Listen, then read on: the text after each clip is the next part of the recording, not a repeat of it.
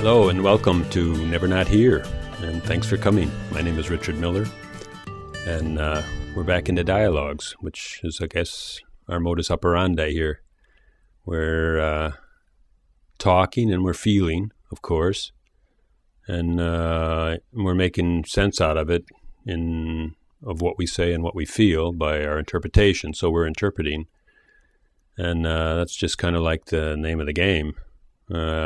At least of a very large part of humanity, let's say. And so we're totally into it. So today, please help me welcome Anthony Costabile. So welcome, Anthony. Thank you. Pleasure to be here, Richard. So Anthony's in Chicago these days, so maybe we'll get to know him quite well. Who knows? But it's nice to do a couple of live recordings and not always do Skype or otherwise I go to events, which is a lot of traveling and carrying gear around. So yeah, it's nice to be able to come to a relaxed situation like this and speak with you. Definitely our pleasure.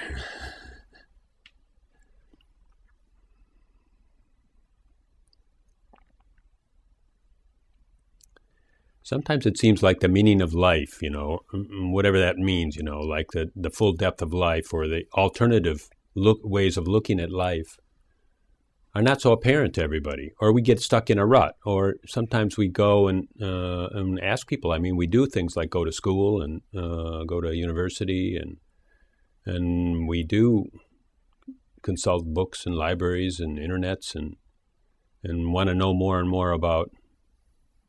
Basically, there's only one topic that's of interest, is how to live life. Well, first of all, can I introduce myself as the devotee of Adidam Samraj? That is really my framework, and I've been his devotee since 1975, which is when I was just a young graduate from college. So yes, possessed with that question, and always it's been the question of my life for my entire life. Coming across his teaching was a great gift to me. And it was in the midst of studying many, many other teachers. I actually majored in Eastern religions in college, which was a new topic at that point in time, a new curriculum offering. So yes, how to live life and also how to deal with the reality of death is fundamental to an ability to be happy. Our fundamental desire to be happy. One of the things that Adidam talks about that I would just like to mention in response to what you're suggesting here is what he calls Raymond's problem. And Raymond is a character in one of the books that Adidam wrote. It's called The Mummery Book. And Raymond falls in love with a woman named Quandra. And they have this extraordinary love affair. And then, inexplicably, Quandra dies. And Raymond is left with his love for Quandra and the fact that there's no answer to that love. And wanting to be reunited with Quandra, but the impossibility of that. And one of the things that Adidam says is that all human beings are in that situation, that's the fundamental situation of human existence. Did Quandra left us? That we fall in love. The metaphor, of course, We fall in love, right. We fall in love in this place. We become attached. We make connections with the world, with others, with our own dreams and visions and practical life and so forth. And yet it all passes. It all disappears. It fades away. And we're stuck with Raymond's problem. Living here, committed to this place, and yet this place doesn't satisfy. And the loved one dies here. And that's when you're talking about we fall in love with our existence and those that we've known and met and family and so on, and then we give that up. That of course is a process, because even personally with me, nobody died for a heck of a long time. I just didn't know death. I never had a friend that died, or my grandfather and my grandparents, I guess, died when I was around 10 and stuff. So there was some, but I mean, it was pretty rare. Right. It's always rare. or relatively rare for most young people. And Adidam says, they really haven't heard the bad news yet. And there's something to be learned about children, because children are life signs. They have a natural sort of affinity for life, and they kind of find their way as best they can to live life to the fullest.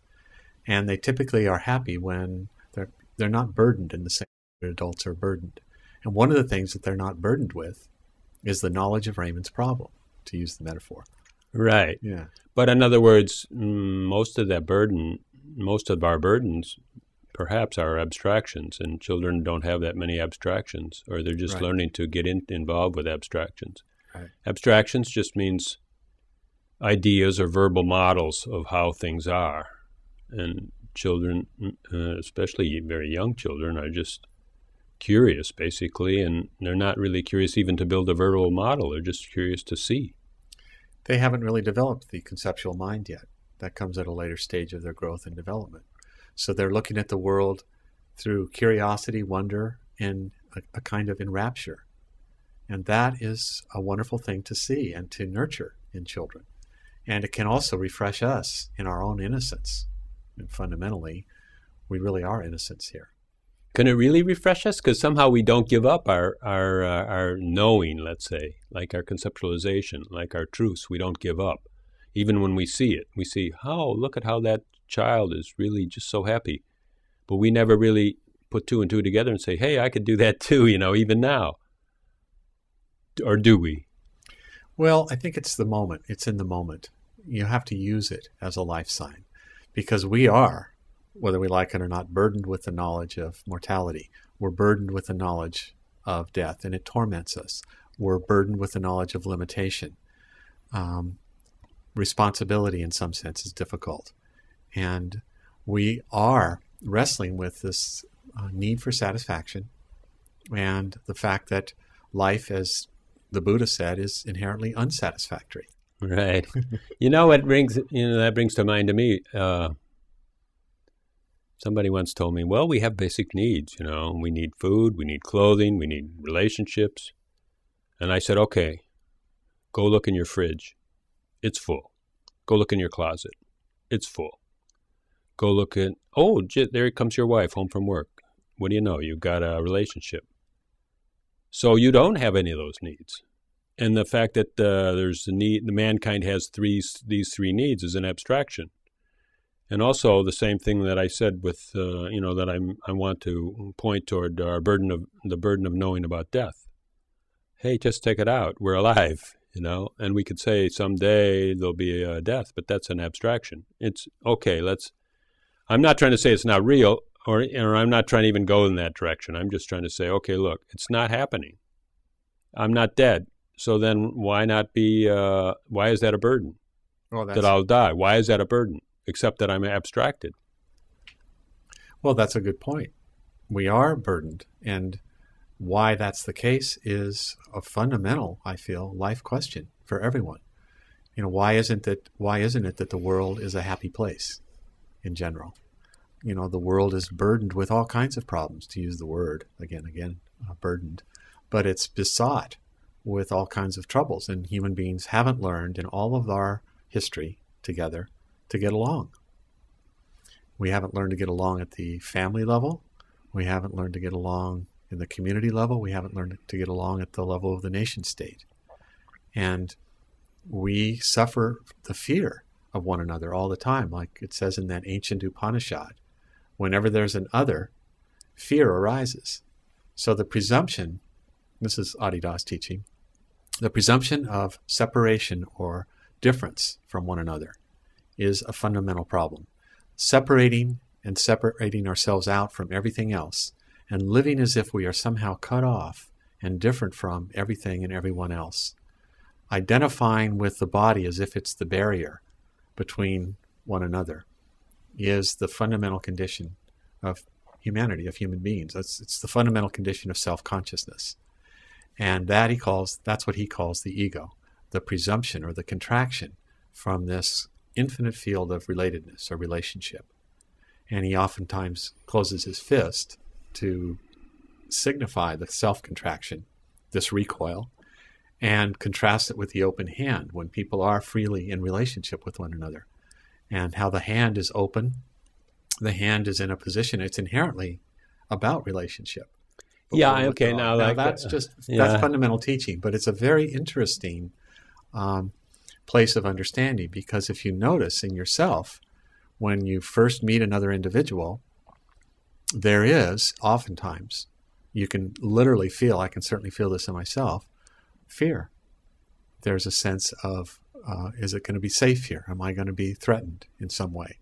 In fact, I'm already presuming somehow that I'm threatened, and I can relax beyond that. But that's my typically my initial reaction. We talk like that's a human condition. Okay, no, wait, it is a human condition. I mean, it is a human condition. But we talk like that is a human trait. But I think it's more a human condition, that it's not a human trait. And I think that's the message of every master, that it's not a human trait, or otherwise how could you go beyond it? Or, I'll just say beyond, not meaning spatially or geometrically or anything like that. Well, basically, what Adidam is saying is that it may be the human condition, but it's an unnatural condition. That the natural condition, the sahaj condition, if you will, is free. That's what I'm saying. That's exactly what I'm saying. Right, that's an appearance. Right. So, because before you were saying, okay, like even when I come into the room, the first thing that might happen to me or to many is that there would be a fear, or like a double take, like say, is it okay here? Just a checking, check it out. And I'm saying, is that a human trait, or is that just a human condition? I see what you're saying. Yeah, that's what I wanted to get to. Because I don't want to start with that something we have to jump over some kind of a barrier that's part of our nature. Really, I want to look into the nature of that barrier and say, how did it get here? If it's not part of our nature. Mm-hmm. And what if that's not answerable? I think it is. It surely has to be answerable, or otherwise nobody would have. There never would have been a story of somebody that awakened. That's the answer: is awakening, right? Maybe it's not an answer of 2 + 2 = 4. Maybe it's not a logical answer. Maybe it's not even an emotional answer. But it is a scene, which is kind of like an answer. It might be a scene that the question is meaningless, and that would still be another kind of an answer. Mm-hmm.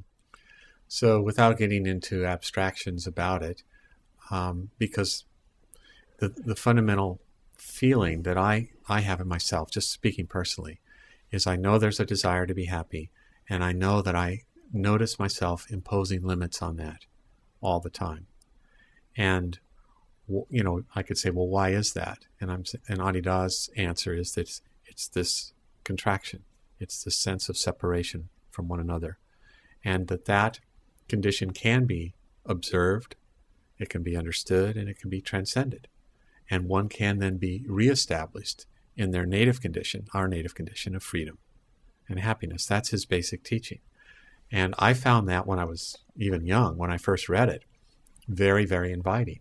Very attractive.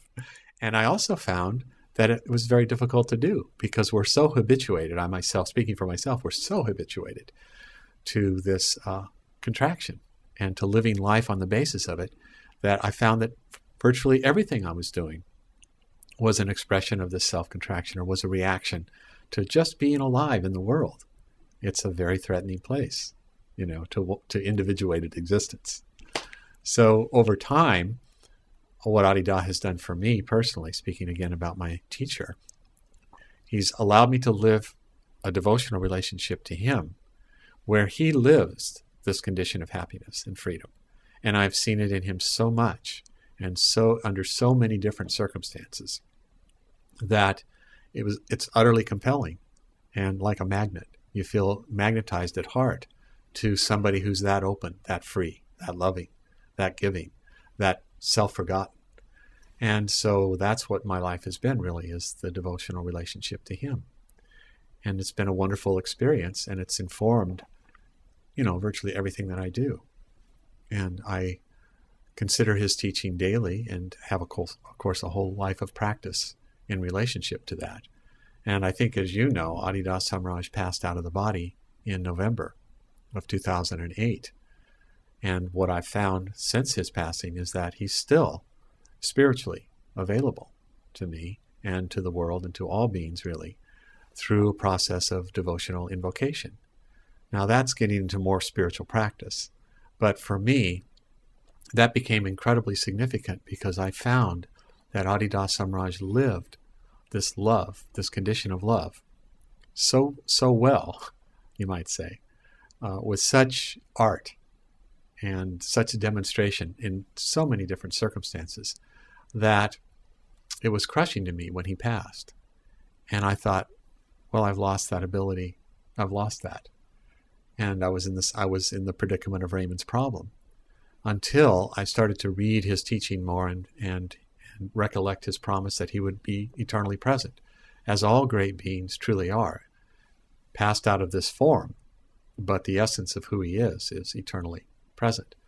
And so I found that through Adidam Samraj, and it's really not about him in the sense of some individuated other. It's about the condition of reality itself, which is free, infinite, as he says, love, bliss, radiant, undifferentiated. And that's our true condition. He says that has to be discovered. And others have said that's our true condition.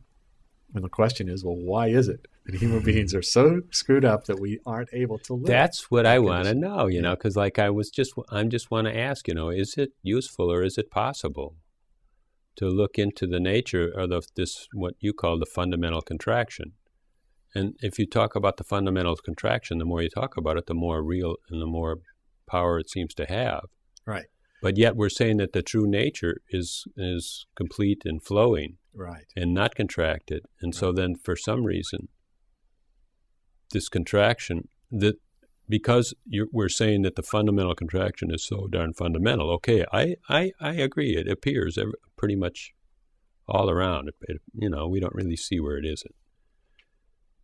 Right. But this flowing nature should also appear. And does. All around. And does. It's just that we are making a commitment, a false commitment to what, Adidam calls egoity or the self-contraction, a commitment to small self, small s self, and presuming that we're separate and different. And the spiritual process is not commonly lived. Right. It's the not. trouble with, so many people say presuming we're separate and different, or the belief in a separate entity, or this, but what we're left with is presuming that we're one, or flowing togetherness or something, or the belief in unity. But that's no better than the belief in separation. But how do we get to that knowing? That's a great question. That it's a knowing of inclusiveness, basically. Mm-hmm. We can even start small and just say that, certain things are included in me. And maybe not have to say the whole world or everything we see. Just some things are obviously included. Maybe the easiest is a mother and a child. And she just knows that child is included in her. But if we build on that instead of the fundamental, an idea of a fundamental contraction, say, well, it's always appearing, so it's got some kind of power, some kind of reality. And sure enough, there it is again. And again. And again. And what Adidam says, just to use his teaching to help bring, the light of a spiritual teacher or spiritual realizer to bear on this dilemma that we all feel. I think all human beings feel it to one degree or another. He uses the metaphor of a joke that he heard when he was years ago. And it's a man who's driving around England somewhere, and he sees a farmer by the road, and he stops his car, and he waves to the farmer, and the farmer comes up to him. And he says, "How do I get to London?" The farmer scratches his head for a moment, and he looks around, and he goes, "Well, you can't get there from here." And that's the joke. Presuming the sense of egoity, you can't transcend the sense of egoity and arrive at a non-egoic, free disposition, an egoless condition. The egoless condition is prior. And the trick is you are, as long as we are presuming this sense of egoity, there is no method, Adidam says, that will allow you to transcend it, enable you to transcend it. It is always already transcended. You've read his teachings, so you know that's obvious, a phrase that he uses a lot. That truth or reality or happiness or freedom is always already the case. But we superimpose on that condition, the self-contraction. So if we're identified with that condition, we're not identified with the true condition. And that's the problem. From that position of self-contraction, you can't get free. The only way to be free is to be free. The only way to, as he says, you can't become happy. You can only be happy. The becoming happy, as he says, is a confession that you're already unhappy. And it's a very interesting and difficult. I think one of the things that Adidam helped me understand is that I am convicted of the dilemma of existence from the position of the self-contraction or the position of the ego. And that there is an egoless and free condition. And that condition, once it's demonstrated, once you see it lived, you can associate freely with that condition. And that was something that Adidam exhibited very, very openly and with a lot of happiness. So my feeling is, and for myself, I can't speak for everyone else, obviously, but I feel that people need a spiritual master.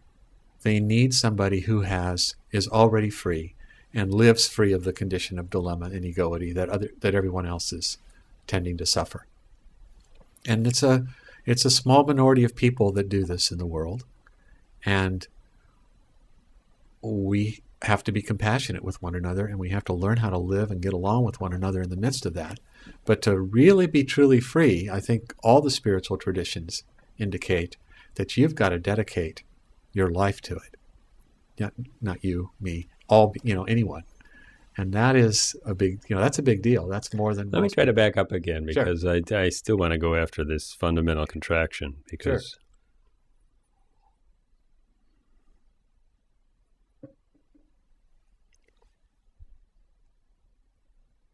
Okay, this case, what already, the fundamental truth that already is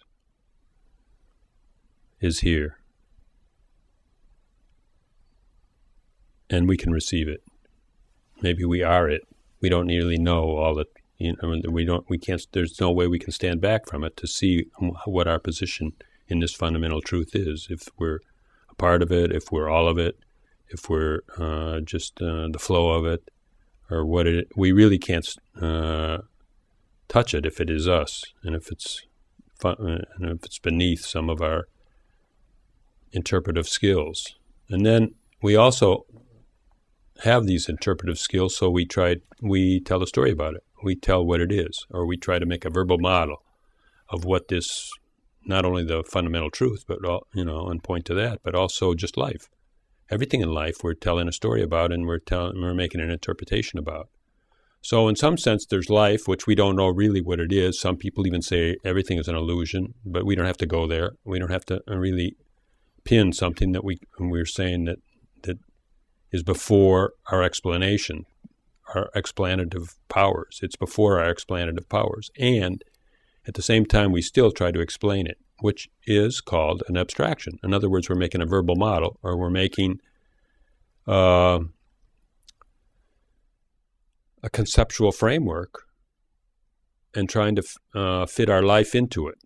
Now, one thing about a concept is it doesn't move. You can change them. You can change concepts, but a concept itself is stable. I mean, even concepts of bad and good, of dark and light, they're not moving with whatever's happening in this moment, but they're fixed. The concept of my occupation is fixed. But I'm saying that the interpretation of life is apart from life. And I'm trying to say that and we react to that. I'll even go farther, that everything we feel comes out of our interpretive story. And you can try that out just by taking different stories on the same series of events, or what look like events. And noticing everybody's coming to it from a different point of view. Yeah. Well, so then I'm saying, or I'm asking, I guess, is this the fundamental contraction? Is our abstracting capability as a human? Well, definitely, it's part of it. Definitely. The conceptual mind is a contraction.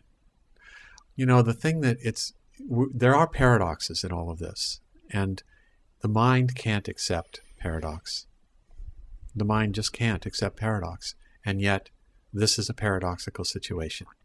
We're already free, if we're to believe Adidam and other realizers, and yet at the same time we're suffering.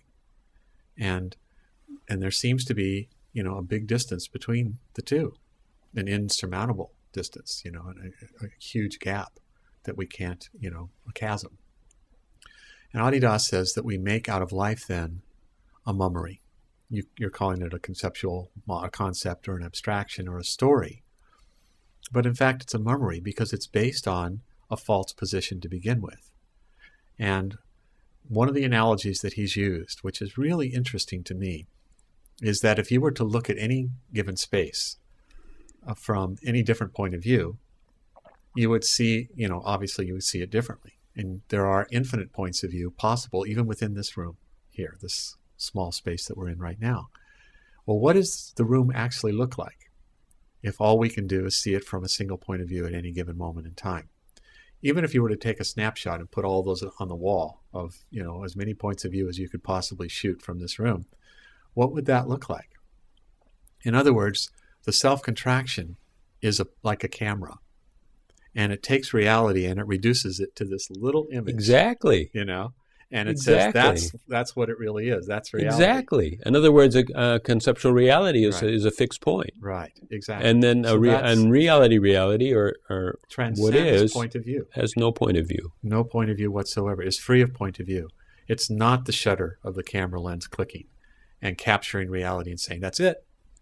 No, reality is mysterious. It's a mystery. It's great, it's vast, it's incomprehensible to the mind. Right, but I mean, let's not spin a story that's too, at this point anyhow, maybe we'll go into that, but I mean, let's try to stay real simple because otherwise it sounds like, oh boy, this is going to be really tough.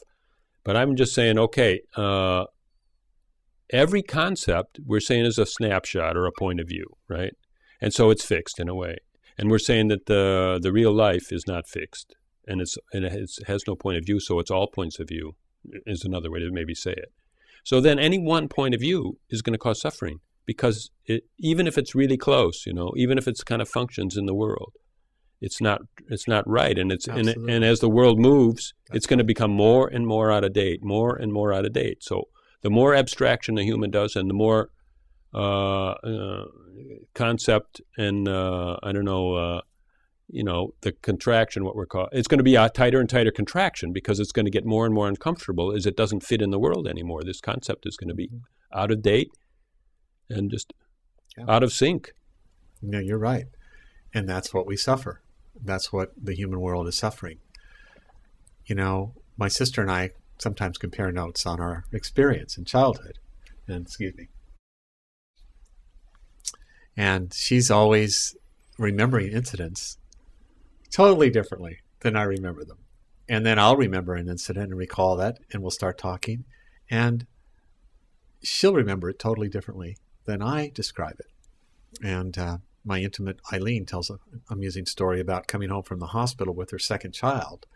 And she'd gone to birthing classes and said, introducing that second child into the family is a real challenge. It's an interesting moment in the child's life. It's a very delicate moment. So be sure when you come home from the hospital, she was married to a doctor at the time, to hand the child off to your husband so that you can greet the child at home with open arms when you come back from the hospital. So Eileen, being who she is, made the handoff. She was determined she was going to do this right. And her daughter is standing up on the stairs. She's 4 or 5 years old. Eileen opens up her arms wide to this girl and embraces her. Hi, honey, so happy to see you. I love you so much. Picks her up in her arms, gives her a big hug, kiss. And about 6 years later, her daughter was describing in a group with some other children her experience of her mother coming home from the hospital, and she'll never forget it. Her mother came home, and she was holding Forrest, her brother, in her arms. She didn't love me. With all the effort that she did, right? Recollection of it, and there was no way to convince her otherwise. So these interpretations of reality are going on. Some of them are factually true, some of them aren't. But that particular incident had a tremendous impact on really the psychological makeup of her daughter, and continues to. That's amazing. That's amazing, because certainly the intention was exactly the opposite, but then it still took its course. And if Eileen had not had one of the adult advisors who was having this group with these children, if she hadn't have spoken with her about it, Eileen would have never known. She thought she had completely successfully done what was supposed to do, and that her child had emerged unscathed from this trauma of early childhood. And it turned out she hadn't at all, because she misinterpreted the event. She needed to see it as a moment of rejection for whatever reason. Okay, back to the adult world, we're saying that these concepts go out of date really quick. And so then to relieve the contraction is a lot to do with how you can let go of concepts and let go of your good ideas about yourself and your good ideas of where you're going and where you should be and what's going to happen in your life and what's better for you and what's better for your children and what's going wrong that you need to put some kind of to interact with. So then all these different kind of concepts are either totally out of date or going out of date, or maybe they've never just been. They're misrepresentations. Fundamentally flawed. They're flawed. And so and if we then are stuck with identifying with those concepts, those points of view, then we're guaranteed. Suffering is guaranteed. Yeah, so identifying just means like we think they're true. Right. So then, it doesn't necessarily mean we think they're us, but we think they're true. We think that this is the real way the world works, and these things are, our needs that we have. So in the sense of a need, it is kind of like identifying it as us. Mm-hmm. So it is that, and that, Adidam says, is the problem, so-called. And he indicates that it's a false problem. And I speak on behalf of him because that's the framework of my own understanding. My own understanding is that his description of these things is true. I've had it confirmed to me in my own experience. So I can see that I'm constantly tending to misinterpret reality. But over time, I've been given the gift by him, and, you could say by grace, to notice the difference between the egoless condition and the condition of egoity. And it's not that I'm a perfect practitioner. Right. None of that's the case. But there's a clarity there that's kind of like a rudder that allows me to live life with a far greater degree of equanimity and integrity than I would have otherwise. And for that, I'm very grateful. So you were saying, I think you said over time, I have the tendency to misinterpret life. Or did you say the misinterpret, or did you say another word? Something like that. No, misinterpret. I'm constantly misinterpreting reality. Okay, but didn't we just say any interpretation is basically flawed? Right? And if it's not totally flawed, it's just doesn't have much longevity. And so then it should be taken lightly. What happens in life should be taken lightly, and how I interpret it and what I see is happening to me is, if it has any validity at all, it's not going to be very long-standing. So then we should just take it lightly. Well, these are where I think, speaking personally, where the paradoxes of existence come into play, because there are certain events that you simply can't take lightly. And in fact, they inform your sensibilities, your sensitivity to life, and to a greater reality. Yeah, I'd like to hold you on that one, because, I would say now, let me point to the Dalai Lama. Mm-hmm. Okay, now here's a guy that is really full of joy. And I don't think anybody has ever seen him that he's serious or long-faced or maybe not suffering. Unhappy, because he's learned very much. He's learned his practice very, very well and practice it in an exemplary fashion. But have him speak to you with the gravitas about the Tibetan situation. No, I say in the face of the Tibetan situation. Yeah. Still, he's accepting life as a play. I would say that he does it well. He's not serious at life. Well, and that means his whole vibration is not full of anxiety. That's true. He doesn't operate on anxiety whatsoever. And so then, because I wanted to stop you because you said there's certain things that you can't really take lightly, and I'm saying that lightly doesn't mean it's what you do with it, though. I don't think he takes the Tibetan situation lightly at all. I don't think you presume that either. What you're saying, though, is that he has an ability to transcend what would otherwise be the binding implications of that situation, and that is a testimony to his practice and his strength. Well, he knows the binding implications are interpretations, are faults. They're abstractions. They are abstractions. Right. So I think it has to do with then his relationship to, as Adidam says, to what arises. And there's only really one event in any moment. Exactly. And that is something arising. Exactly. That's what's happening.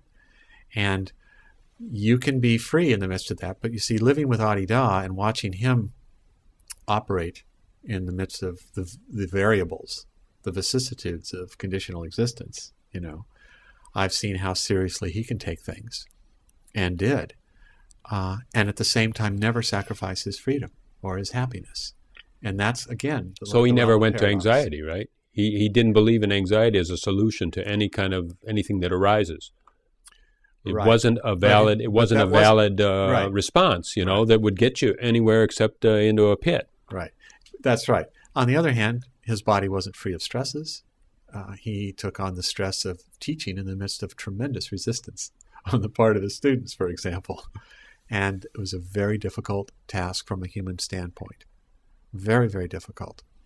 And his body reflected all the stresses of that, all the difficulties of that, because he was constantly standing firm in the face of, people not wanting to do what he was asking them to do for their own spiritual well-being, which is something that all teachers, I think, wrestle with, Well, we're saying he didn't wrestle with it. He just observed it as it came up, as it arose, right? Aren't we saying that? Well, that's where the history of Adidam's teaching is, I would characterize it a little differently than that. He literally submitted to the circumstance of dilemma of his students in order to reflect that to them. So in some sense, you could say he put his body through the hell of life, as difficult as it can be, and at the same time was free of it, which is a paradox. But that was my experience of him as well, that he was more intense about virtually everything than anybody else was.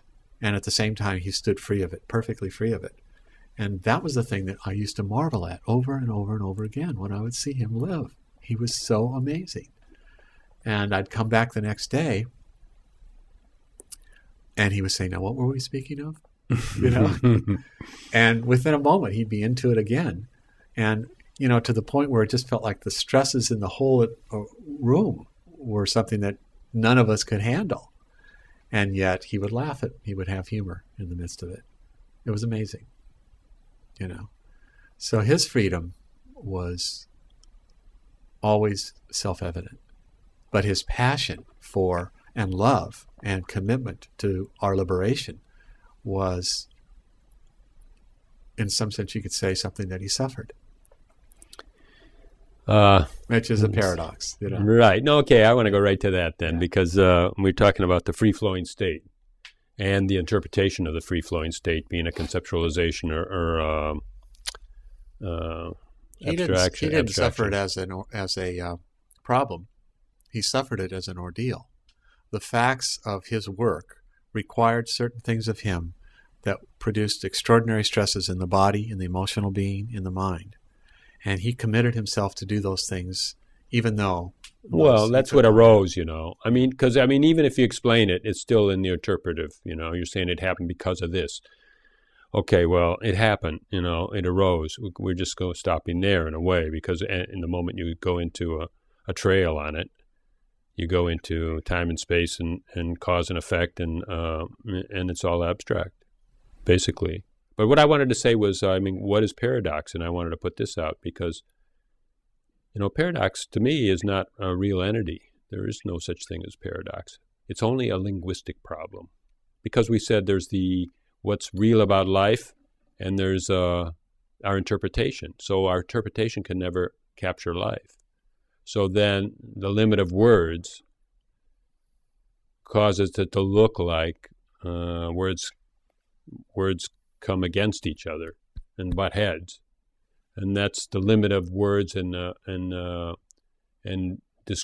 describing qualities. Qualities always have a range from the most loving to the most hateful, maybe something like that, and everything in between. So then any kind of a conceptual explanation has got a range, and so that range is always what we call dualistic, right? That's how we explain things. By dualistic just means that any concept has got its opposite, and so then that is arbitrary. That's just a linguistic limitation. So paradox to me is not really a big deal. It's just like it's where you should put down thoughts and go back into meditation maybe, and just put it aside, because it's just where language fails. Does that sound something that Adidam would relate to? No. He would say, I'm just quite honestly, right. He would say no. The paradox, there is a paradox in life, and it is this, that there is this non-conditional reality, which is infinite free conscious light, or radiant being, or spirit, many words for it, God, truth, reality, and on, that somehow is the ground or condition of being itself, the source condition, the source position. And there is this multiplicity, this apparent multiplicity. And those two exist simultaneously. So we're in a condition of inherent paradox. That's what he would say. Inherent meaning always here. Always. And I'm saying never here, and you're saying no. He would say it's always here. Well, experientially, they're always here. The conditional and the unconditional are simultaneous. And if we identify with the conditional, which is what we do, which is what human beings do, then it seems to us that the unconditional is not apparent or not obvious to us. And he says that illusion can be transcended. But it is, in some sense, the paradox is the moment of breaking the stride of trying to understand with the mind. Now, if you feel you can just put the mind aside at will and live free of mind, that's great, and it doesn't trouble you. But most human beings are obsessed by the mind, and the mind is moving at a very Let's rapid talk rate. some more now. So I don't want to lose this, because you said breaking the stride of the mind, I think. Let's wrap that one again, go back and kind of introduce that one again. Mm-hmm. Because that was like an important point. I'd like to go over that again. Mm-hmm. Well, I'm not sure what you're asking now. No, you were saying that you built up a scenario and said something about freedom would be breaking the stride of the mind, and I like the mind marches on. Apparently, I'd like to just go into that a little bit more. I don't know. I've noticed that there's an incessant arising of thoughts, and some people think the goal of meditation is to quiet the mind, and that's a paradoxical admonition, because there is no way to quiet the mind. There may be some things that you can do with the breath that will slow things down a little bit, but the mind is going to do what it does. And, there isn't anything that you or I... But you even said breaking the stride of the mind, so then that might mean that there is a time when there's no stride of the mind. But how does that occur? It's not something that you can initiate or engineer. It's done by the force of realization, really. And that's, in other words, a moment or maybe even a practice that eventually, over time, realizes the artificiality of mind, that realizes that the mind arising is no dilemma. Adidam would often say, there is no thinking going on in this body, describing his own condition. There is no thought happening as I speak to you. And he said, you can't imagine such a condition. That's what he would say to us. He says, because your mind is incessantly going on and there's nothing you can do about it. And in fact, you're identified with the mind. You're identified with those thoughts. They're making you, he would say, in every moment. So identified doesn't mean I think the thoughts are me. The identified me, I'm just going to say this. Yeah. Identified to me means that I think the thoughts are real. And they pertain to me because that's the real situation, the real ocean that I live in. Right. And so then in that way, and that's my identification, right? Right. And what he would say is that human beings then are trapped by mind. And that's part of and really are trying to find their way out of this paper bag of mind and can't do it. And so we suffer or we seek. I wonder if we can't do it. The point is if we're trying to find our way out of the paper bag of the mind, that is the mind. So then that's just another mind, that we're laying on top of the one that we're trying to get out of. So obviously that's not going to do anything. I think we can notice a lot about our thoughts. I've heard a lot of teachings that say, what's your next thought going to be? You have no way of knowing. They just come. And but you could say a lot about your thoughts. You could say an awful lot about your thoughts. Because just driving down the street, thousands of things are happening, but only 20 or 25 of them enter. So somehow there's an interest factor. What you're interested in is your mind is an automatic tool to identify those things that have a stated interest. Now, interest doesn't mean that they're lovely and fluffy and soft like a puppy. Interest mostly means that they're fearful and that I need this in order to survive. I'm going to need this. And it's just like the guy that says, we need food, water, food, clothing, and companionship. And he's got it all, see? But his mind is still going on because he's still saying, I need these things.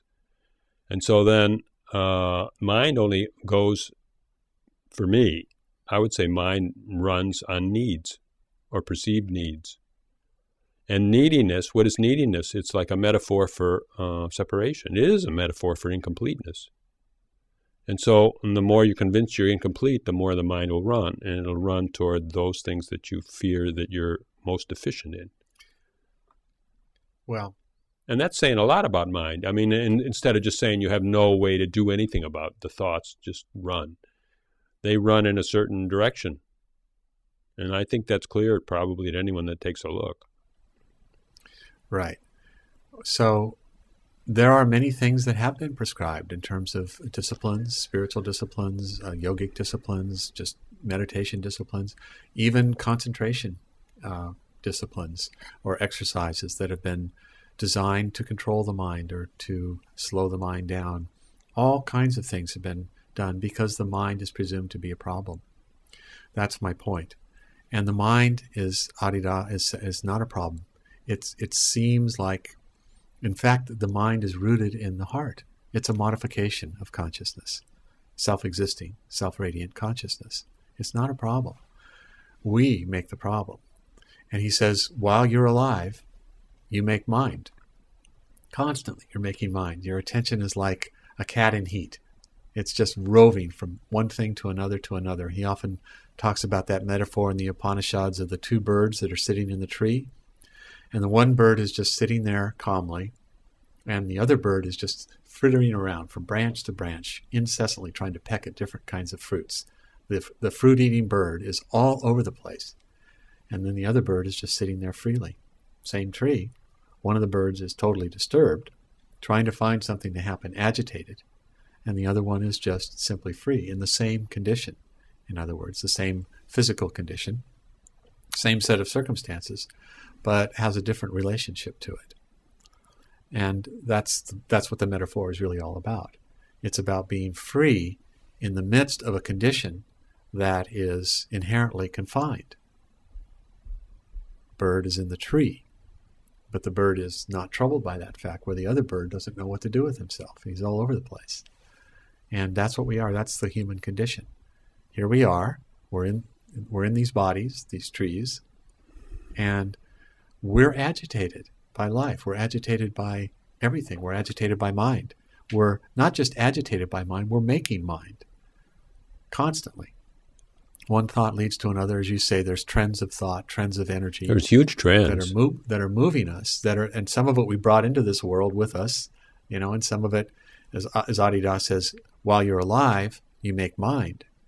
But after death, mind makes you. In other words, the mind that you made while you were alive continues the process and determines your destiny after death. And that is a very profound consideration, that you basically are going to reap the karmas, the mental karmas of what you sow in this. But isn't that life. kind of like, in a way, okay, let it be true. Let it be even happening in a timeless state, which means it's happening right now. But it's not the way we're perceiving it. So then when you speak to somebody that's perceiving it in a different way, they're perceiving that as an abstraction, a huge abstraction. And that's an abstraction that's been used in many, many religions about, you'll be on the right-hand side of God if you do all these things I tell you to in life, right? Well, that's like make-believe. Huh? That's make-believe. But isn't it make-believe that you'll reap all these karmas from your mind structure and so on? And it's a nice story, but I mean... obviously... I say let it be true, but I mean, why should I hear it? Because for me, it's make-believe. Well, fine. That's fine. It is, if it's make-believe for you. To me, it's very significant because I can see that what he's saying is true in my own life. Right now, you mean? I can see it. Right now. In other words, your life is made of your mind. Exactly. And if to the degree that I identify with it, then I notice that I suffer. And so freedom is the ability to transcend that identification with the mind. This frenetic need to control thought or to create, and even this generative machinery of mind that goes on, that somehow I'm the motor for. And I do see how that affects. No, I see that too in my life now. But I mean, I was asking the wisdom of talking about an afterlife well, he says that in the context of his instruction on the death process. So we're, he's making that observation since in the context of someone who had died, and he was asked a question about their destiny, and he was saying, well, what was that? Who was that person while they were alive? What did they do? How did you experience them? That's who they are. Exactly. No, that's beautiful. And so that's what he was saying. Yeah. And then that's how he summarized it. No, yeah. I get it. Yeah, that's what he was saying. He wasn't suggesting, and he was just, pointing out the mechanics of the physics of the universe, you might say, which he would do a lot. And I always found that very, very instructive and very intriguing when he would do that. And sometimes he would just summarize it in these little great one-liners like that. While you're alive, you make mind. After death, mind makes you. And so that's, to me, that's very instructive. And it helps indicate to me where I prefer to have my attention as a conscious discipline, and that is in devotional communion with Adidam. So it really helps me understand, because when the difference between, being involved in sort of mucking around in the mind and being clear and in direct relationship with Adidam, which means direct relationship with everyone and everything, really, is like black and white.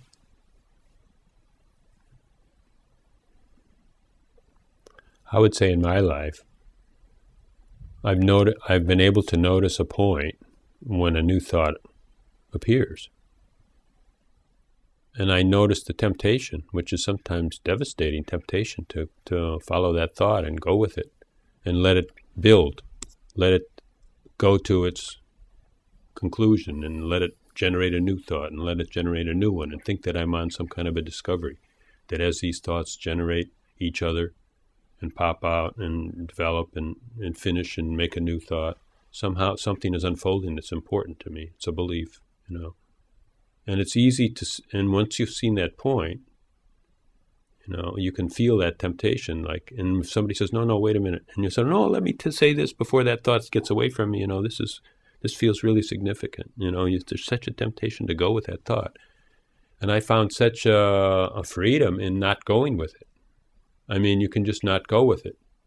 And that's kind of like a choice. The mind is ready to cook and is promising great things, great rewards. Yeah, and it sounds like you've had some insight into the mechanics of the mind, and that's good. That's useful to you, and it's useful to anyone, really, who can do that, who's able to do that. Because otherwise you're just trapped. Human beings are trapped by it and obsessed by it. And that's a potential in all of us. And if you've gained some insight into the mechanics of that, then you've gained something great. Somehow, accepting that temptation and falling for it again and again and again must be what is meant by identification. In other words, you think that that's so important. That word story, that spinning that yarn is so important to clarifying life and clarifying this moment and maybe perhaps knowing the better of two alternatives of action or something like that, or I'm going to make a discovery here. And you just so believed in that, and that's what it means by identification, because when people would say identification, that word kind of lost meaning to me. And I was thinking, well, I'm not that thought. I know I'm not identified with it and that it's not me. But I didn't know that it wasn't important. Well, you know how Ramana Maharshi would ask you, well, who was it that knew it wasn't important?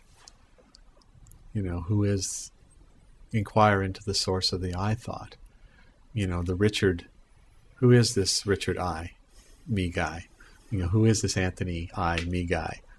And what's that all about? What's the difference? But that Ribu Gita story. I know the Ribu Gita. It's amazing, It it could bring tears, really, just watching it. They take everything they pull out every last rug out from under you. Exactly. And in fact, it's a confounding, because what it's, of course, getting at is the primary Advaitic non-dualism, that there is no difference, and this I and me and other is a false dichotomy. And so but if you look at the way virtually everyone lives, no one is presuming that it's a false dichotomy. We're very much committed to our position in the world, our point of view, our me-ness, our I-ness. And that was what Ramana Maharshi was criticizing.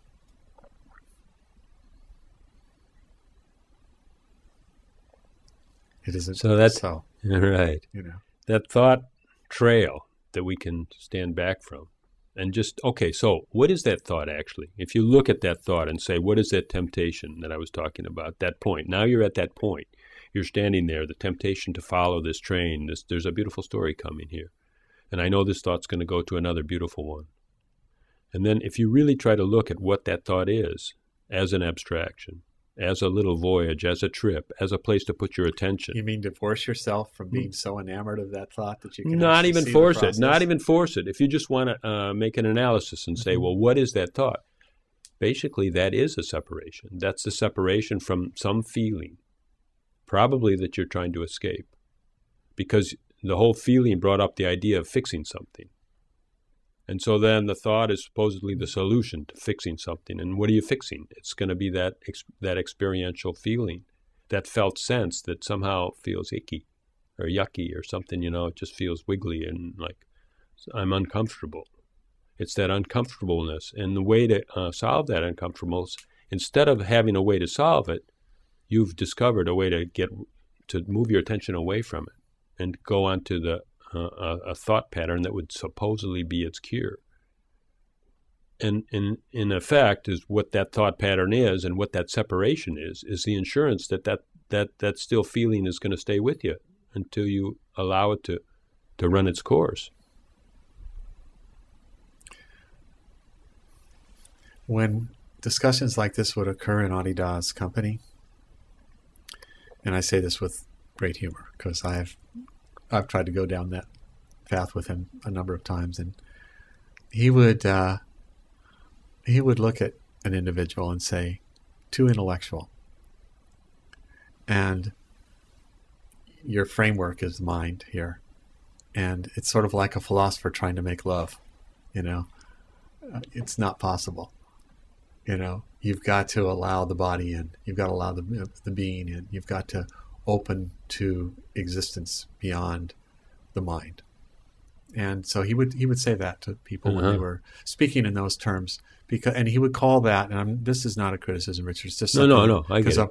And he would call it the what he would call the talking school, that we're trying to figure out or presume that insight, mental insight, conceptual insight, is sufficient to overcome the dilemma of our existence, or to guide us on the way toward freedom. And he would say, no, it only leads. It's a quagmire. It's a part of the formula, though, isn't it? So what he would say. But it is a part of the formula, right? I'm not sure what the formula is. Well, Adidam wrote 60 books or more. Right. So those books are start out as an intellectual treatise. Well, see, because they are words; they're made of words. Well, this is where I mentioned paradox again, and as I said, here's a being whose claim was that he wasn't thinking, and that those words are not the product of thought; they're the product of realization, and it's just a spontaneous expression of realization, and manifesting in that particular form. So it's also not in that particular moment. And in that particular moment, but having relevance beyond that moment, as any work of art might. Because, of course, I was explaining something to put it on the table and see if it's... But I would say that I'm knowing of that point and knowing a couple of stories about that point, that maybe that point is just, the idea to move with a thought is just a separation, is an intellectual treatise. But knowing about that, I am able to sit at the temptation, at the threshold of a thought chain, and not go with it, and thereby stay centered. Maybe I didn't when I was explaining it. I didn't do it. Let's say I didn't. No, I appreciate that, and I know that you're saying something that has meant something to you, and I can feel that in terms of your ability to either discipline the mind or have an insight that's prior to the mind. And that's valuable. It's valuable because it gives you peace of mind. And everybody wants peace of mind. It's not peace of mind, actually. It's just where mind is not followed. There's no peace in the mind, or there is peace in the mind, but it doesn't really matter. It's just, the road diverged in yellow wood. I took the path less traveled on. The path more traveled on was my thought pattern. And I just took the bird sitting in the tree, not pecking around. But why? I did it out of curiosity, maybe. But even curiosity is a product of mind. So, not really. But what is... Not really. I think an animal is even curious. An animal is sniffing around and looking at things. A baby's curious. Animals don't have mind? I don't know what they have, but I don't think they have the abstraction that a human does. Well, they certainly don't. It seems like they don't. They don't relate on that level, but they certainly are. They certainly have a sense of individual existence, and when it's threatened, they respond, and they also perceive and they respond, and so forth. Anyway, my point is that there's a reason why you would choose to do that, and it's beyond curiosity. It's because why would you even challenge the process of mind if there wasn't something about it that was disturbing to you in the first place? Why would it bother you at all? Or why would it mean anything to you to be able to do the kind of thing that you say you're able to do? Well, mind is always disturbing because mind is an abstraction and it doesn't work. It doesn't really reflect what's happening. And so it's always disturbing.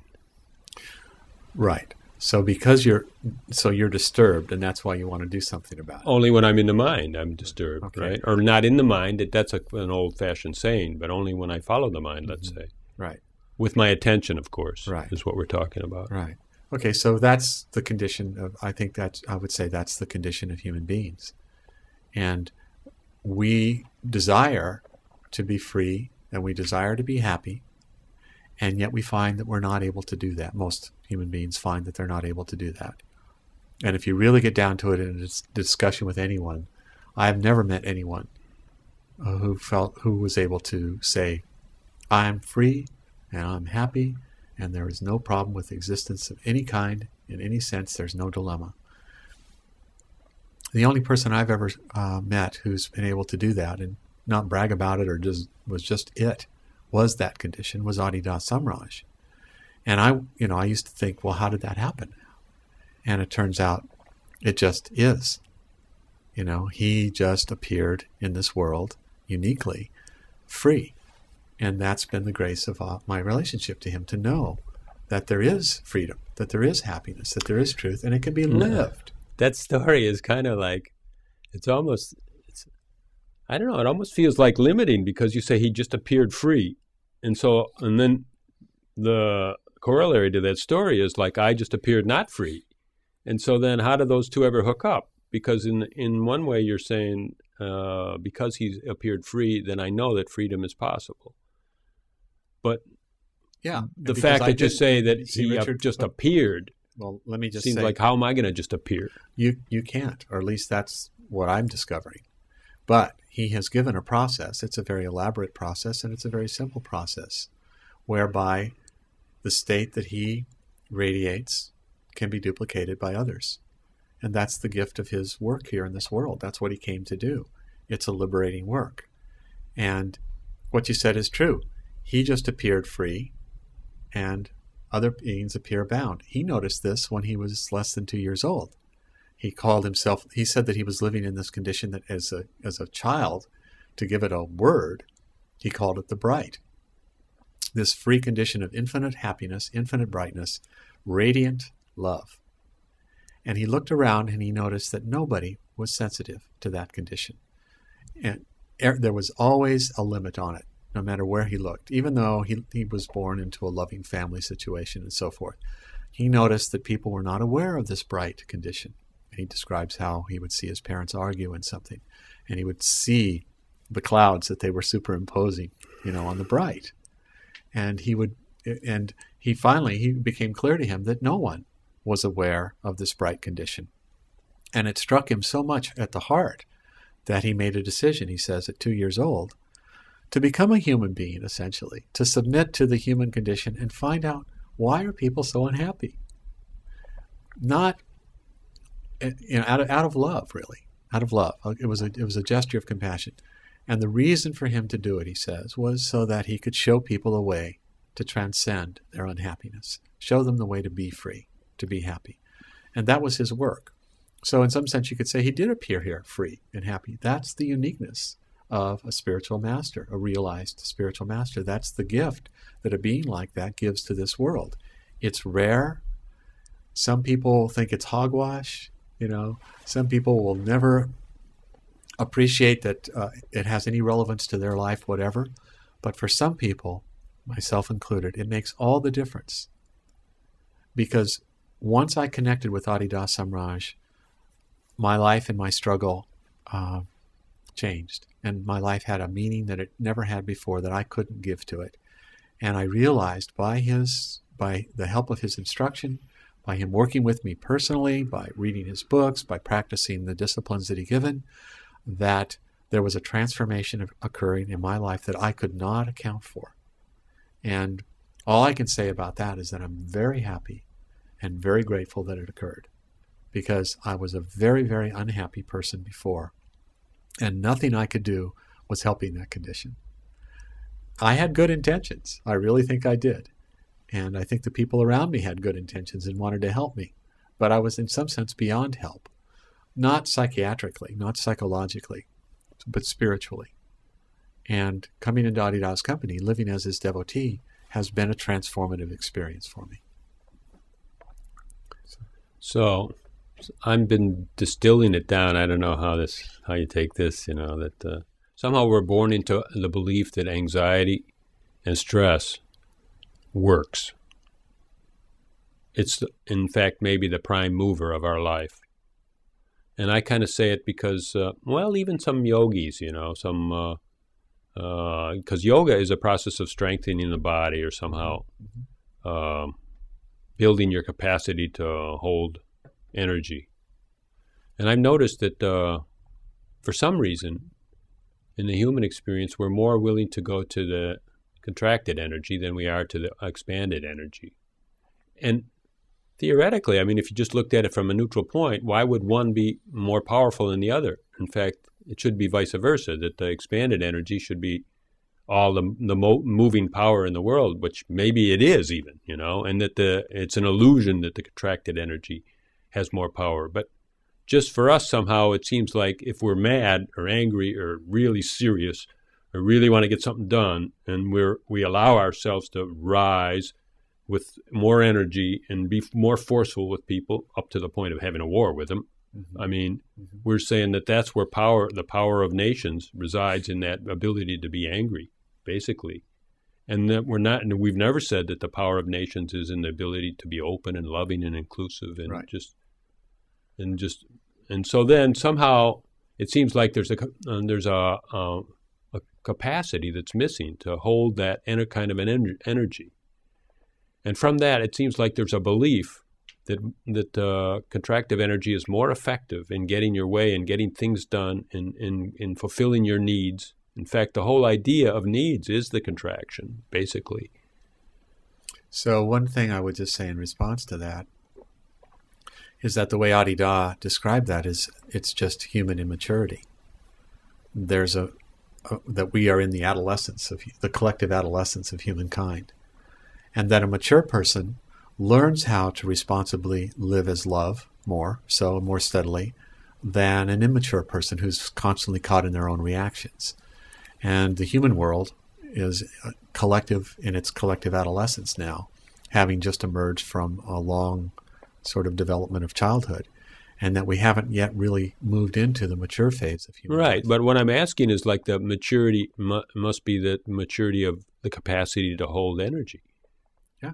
As a human form. Yes, definitely. Right? So that you can conduct that energy and conduct it in ways that are benign and positive and life-giving rather than destructive and negative.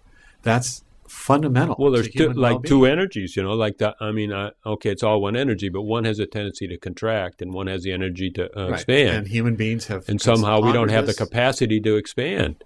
Well, that's what Adidam is saying here. He's saying that it's a matter of human immaturity. Right. It is possible.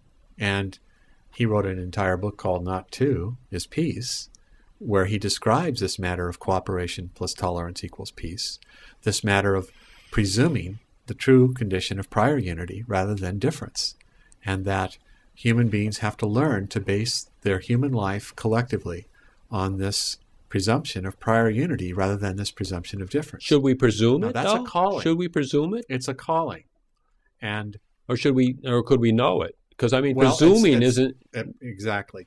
Listen. Let me just say this, though. Let me say this, because that's why you said some people might not even feel any relevance at all of this teaching, because they realize that in many cases we're asking them to presume something, to presume unity instead of presuming separation. No, I understand. And so I understand the distinction that you're making, and I'm saying the word, you presume it because you know fundamentally that it's true. Starts as a belief then, right? You also have, no, I don't because think what do you mean you know fundamentally that it's true? I mean, you have to put it on first as a kind of a concept, right? It either rings true for you or it does not. And maybe in this conversation we haven't really discussed, what prior unity really is altogether. But it's really the oneness of reality itself, and all of this is just apparent difference. And if that rings true to you, it's not really a presumption. It's part of your own makeup. Well, it wouldn't ring true until you softened on labels, because labeling, table, speaker, microphone, all those things, when you start to soften the labels are not your fundamental way to see things is through the label. Right. Because the labels are always separate. Yeah. Yeah, that's right.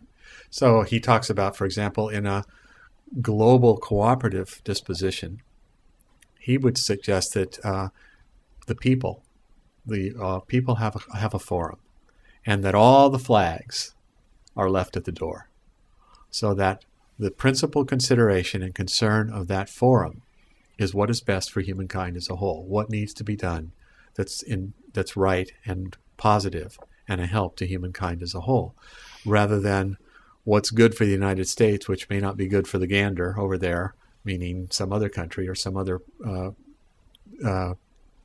institution or whatever it might be, some other. No, everybody considering in the disposition maybe not the presumption, but the disposition of prior unity. There you go. That's a good way to state in the it. disposition of prior Because words are unity, important. Yeah, they are important. So in that disposition of prior unity, the consideration takes on an entirely different context and an entirely different flavor.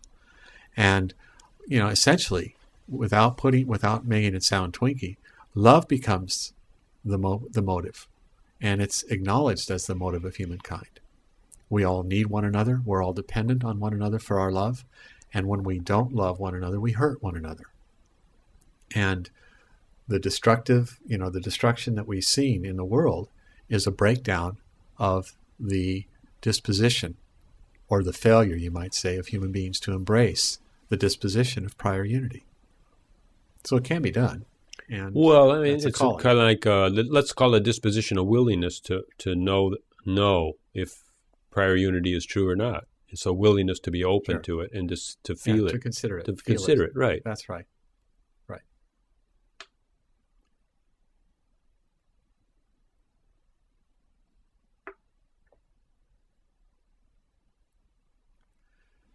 Having considered it, if it's true, it indicates a different way to live.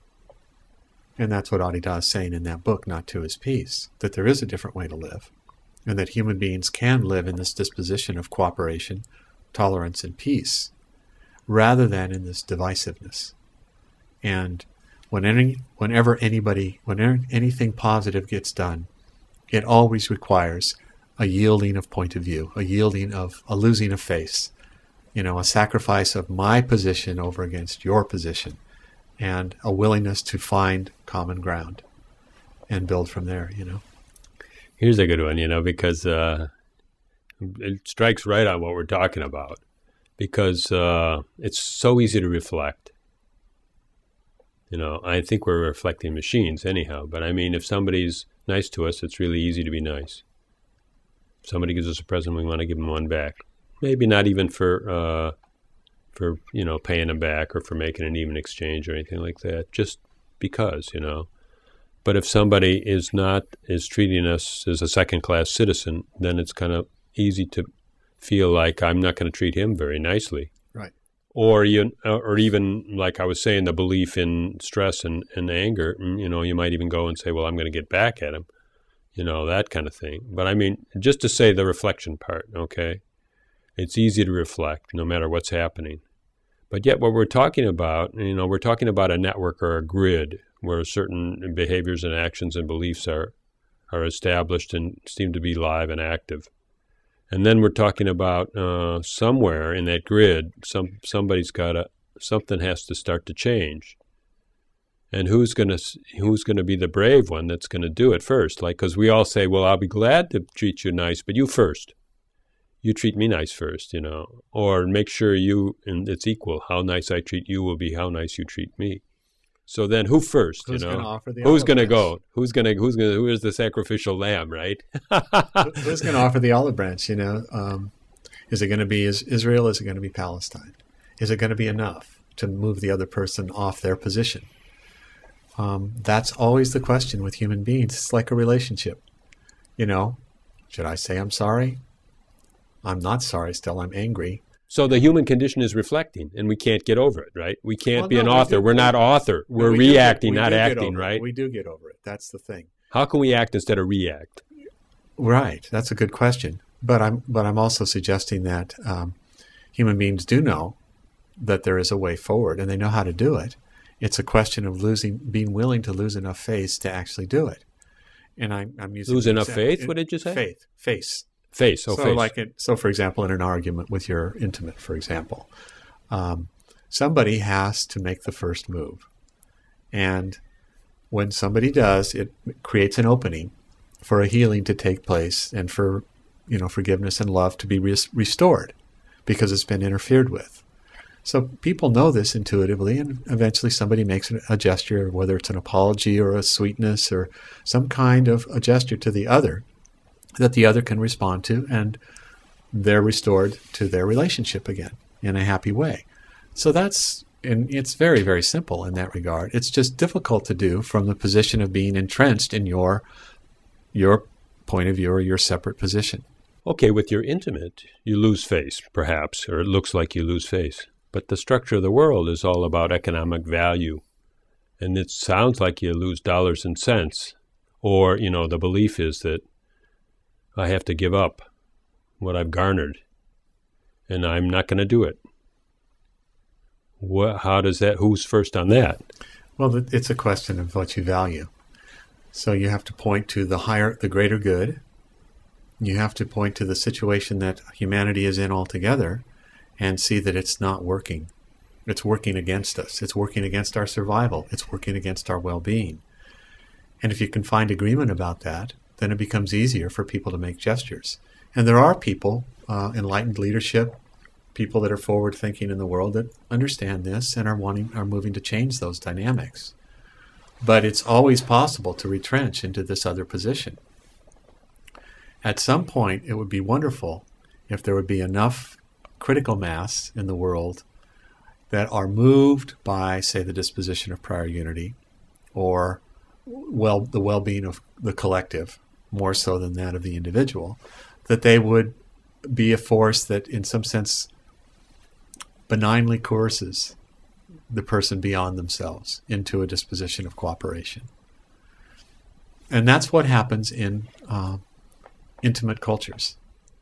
Somebody is suffering. What's an intimate culture? Well, an intimate culture, for example, I'll say native tribalists or something like that. When there's an argument, they can love the person out of it and humor them out of it. It's done even in American culture and so forth, but you can see it in tribalistic societies, or in, say, we have a culture in Adidam, within Adidam, where if somebody's really upset about something, people will sit down and talk with that person and help them find their way beyond it, and never reinforce that person was necessarily right, because that's not the point. The point is that they're stuck for a moment in a reaction, and you can actually help them beyond that reaction. It's done with children all the time. You redirect their attention until the force and power of that reaction is released.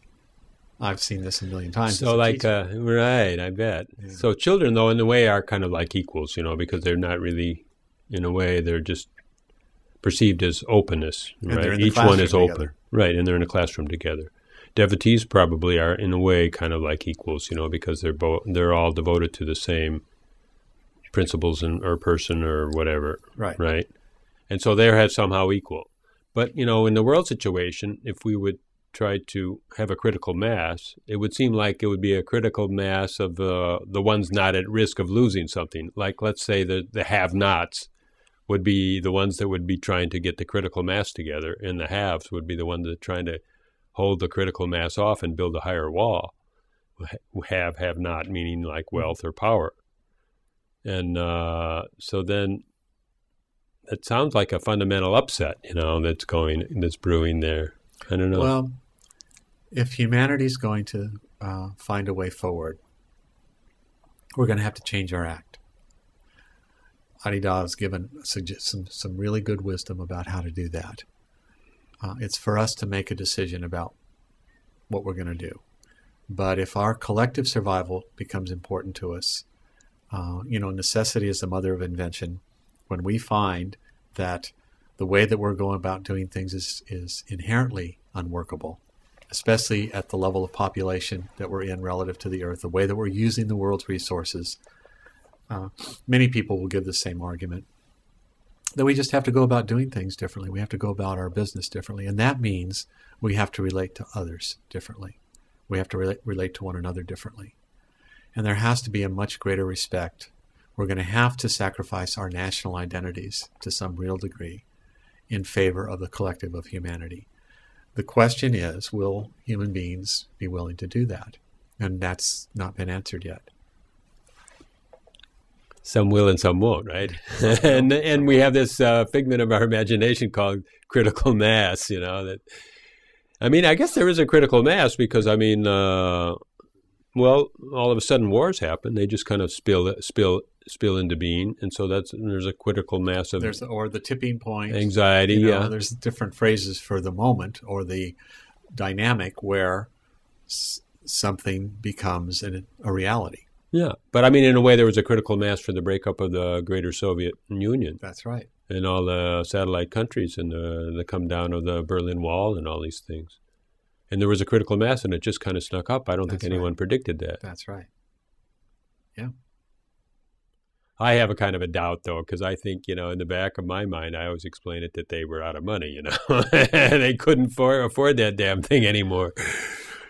But they were steeped in that ideology, and something happened that most Soviets and Soviet-occupied countries could not account for. They still talk about it as a kind of mystery. Right.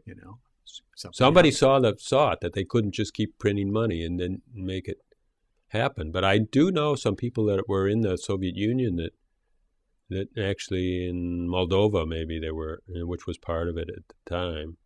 And they're all real sad that it broke up, and the services are terrible now. And I don't know. I mean, you have to fend for yourself now, and you can't count on anything now. And I mean, I think a lot of people were really sorry to see that go. It was kind of like a guarantee.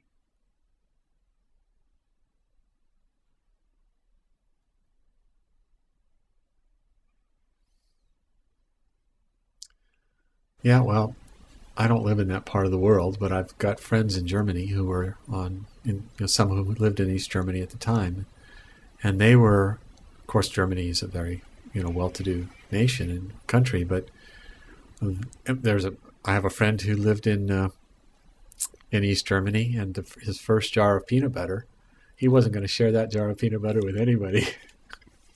He was elated to have that jar of peanut butter, but he wasn't going to share it with anybody because he'd lived by the rule of scarcity for all those years. His whole life was based around scarcity and uncertainty.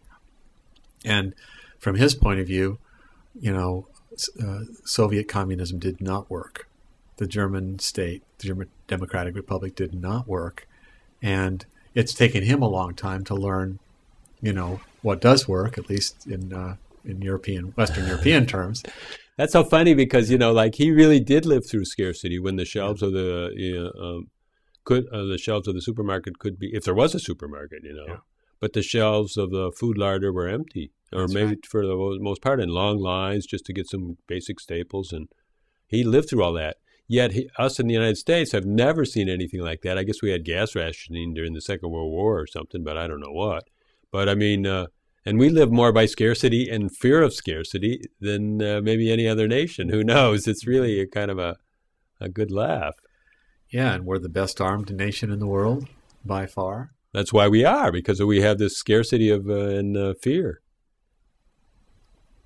So it's going to have to take place not only in America but around the world, and there are forces at work now. Obviously, I think the centers of gravity relative to power and politics and economics even are shifting now, and we're in a kind of free fall now in the world, and we're going to have to see how that all sifts out and sorts out, and what kinds of new orientations to how we relate to one another come into being. So this, in some sense, I think it's a very opportune moment for some of the principles that Adidam, for example, gives in Not To His Peace, for them to become a part of the political landscape, a part of how countries and human beings and people, power brokers and so forth, make decisions. Because there is a shift right now that's going on. The dynamics in China and India, the lesser, more influence in Soviet Union, Europe sort of dealing with the whole collective economy of Europe and having to deal with irresponsible nations within that. The United States losing dollar value and also having to make a shift toward a green economy or green fuels and not really willing to do it yet. All these things we're in a state of a major flux. We're going to see the sort of fossil fuel of history, era of history, will be just a simple blip on the oscilloscope, by comparison. And we're going to have to find something. Wouldn't that be something if it was in our lifetime, It doesn't really seem that that momentum doesn't seem there yet, but who knows? But so, let me ask you this, because, so many years and so much insight. I mean, a good part of your life has just been really immersed in good feelings, really, and good guidance. And I would say there's a great built-in knowing that you've accumulated or acquired, and really that's beyond any teaching, isn't it? Well, I don't think I could express adequately to anyone really the depths of my gratitude for Adidam Samraj and his teachings, which I find are the epitome source of wisdom in the world. And I don't say that naively, because for my entire life I have studied all the great religious and spiritual traditions, and I'm fairly versed in most of them, at least to some significant degree, some more than others. And I find that his wisdom is greater and more depthful and more sort of relevant to this moment in history than anything else that I've ever encountered. But more than that, I've had the great gift of this relationship with him, and I've watched him love people. And I know that you can do it in all kinds of different ways, and it doesn't have to look like love. When I look back at some of the encounters I've had with him, I've noticed that he was loving me and I didn't even know it, because it didn't look like love at the time. You know, he kicked me off his island one time. We have an island in, it's a sanctuary, it's a retreat, hermitage sanctuary on Naitumba, Fiji. And I was there serving him at the time, and I was making a lot of mistakes, but I was doing my best. And at one point, he took me into a gathering of devotees and proceeded to what might, from a conventional standpoint, look almost like a roasting or a ridicule of me. But I think what he was doing was pointing out how, and now as I look back on it, he was pointing out my foibles so that I could look at them and be free of them and not be identified with them. And at the time, I certainly was. And what he told me at the end is, I hugged him and he said, he said, you probably can't do anything about all those limitations I've just pointed out in you. He said, but you're going to have to not do anything about them somewhere else. And that could have been an incredible moment of rejection. And it was difficult. But he embraced me. Then he slapped me in the face. And he said, well, when you recover from this, you'll have a great story to tell. And within 2 or 3 years, I look back on that as one of the greatest gifts that I'd ever gotten from him. And I wouldn't have let anybody else treat me like that in some sense. And on the other hand, I'm so glad that he did, because I got lessons from him that I wouldn't have gotten any other way in this lifetime. So, you know, what you're saying is that I've been involved with his wisdom for all these years, and it doesn't mean that I've lived up to that wisdom by any means. I don't present myself in that way to anyone. Don't you have to stop living up to anybody's wisdom? And you have to just live to the, like when you said, when you come into the moment. When you come into the moment, there is no teaching. There's no room for any teaching there. Well, he also that's true. All that's true. And at the same time, there are, admonitions relative to practice that are kind of expectations for formal devotees. And I've affirmed that I'm interested in that. And so there's a kind of standard, you might say, that it's not a performance standard. It's more of a measure of one's responsiveness to Adidam spiritually in any moment. I see it as an expression of my relationship to him. And even that is a learning. I mean, I'm superimposing something there, a limitation on myself that's really not necessary to impose. So I appreciate what you're saying, because really it's all been a gift. The apparently positive and the apparently negative, it's all been a gift. My own limitations have become more than apparent to me, but also the prior freedom, that is the truth of reality itself, has also become more apparent to me, and to the point where I can't doubt it. It's too obvious. And that's become, it's shifted, you could say, the foundations of my life. And that's wonderful. If it hadn't happened, I'm not sure what my life would have looked like. So it was really it was a great gift of a meeting, and he took it for all it's worth. He told me that he'd been working for years to have me come into his company when I met him, and that was really a very, very sweet thing for him to say.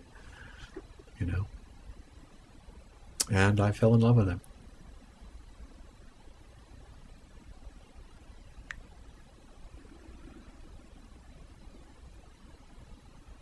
And he's shown me that it's an eternal relationship.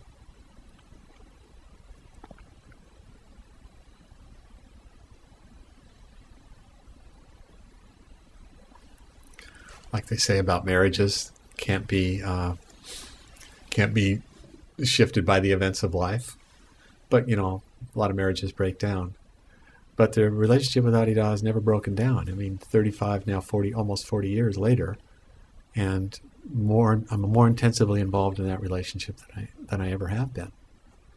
And I couldn't say that about anything else in my life. So.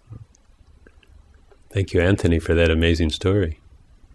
Thank you. It's been a pleasure to talk to you, Richard.